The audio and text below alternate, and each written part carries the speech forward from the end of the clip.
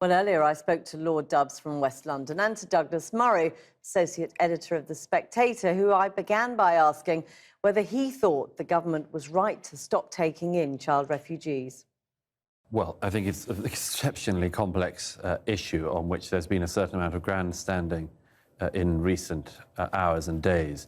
I think it's an enormously larger and more problematic issue than has been presented by some people. I think that this country should take a quota of child refugees from Syria, but taking children from camps in Europe, I think everybody simply should acknowledge from all sides and areas of this argument, there is a genuine risk of encouraging flow. And I'm not talking there about Syrian child migrants who are unaccompanied, but the potential of unaccompanied child migrants from across Africa, across the Middle East, the Far East coming. This is simply something we have to think about. Lord Dubbs, the principle Douglas Murray is suggesting may be correct, but it has to be done in a different way. Well, I'm afraid I don't agree. If we are going to say we'll take no unaccompanied children from Europe, we're leaving thousands of children there to face a very, very bleak future. I didn't, of course, ever say we should take them all. What I said was we should take some of them and play our part in accepting responsibility. But I think the argument about more coming in doesn't work anyway. The government has already said some time ago they won't take any who've arrived in Europe after the 20th of March last year. And that should surely deal with some of the arguments about further ones coming in being attracted in a magnet-like way.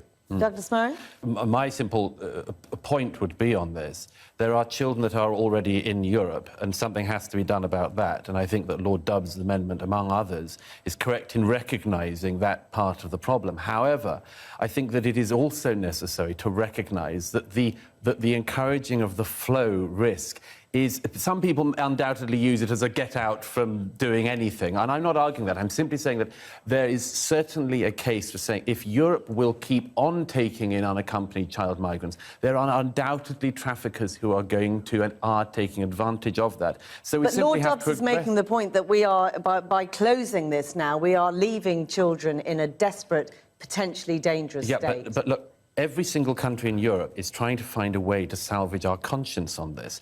If we do not take them in, the children remain in Greece or France or Italy. They remain somewhere in Europe. So the problem doesn't go away. Lord Dubbs, is this just about salving our conscience? No, I think it's about much more than that. Good heavens. I think it's a matter of being humanitarian. I think it's a matter of saying that the most vulnerable of the vulnerable, unaccompanied child refugees, need some help. Look, when my amendment passed through both Houses of Parliament and was accepted by the government then said to me they would accept the letter and the spirit of the amendment. And to suggest that the whole scheme should be stopped after we've taken 350 is not accepting the letter and spirit of the amendment. Look, public opinion wants to do this. But local authorities are happy to take more children. It's not so difficult. Could I just pick up on one thing of that?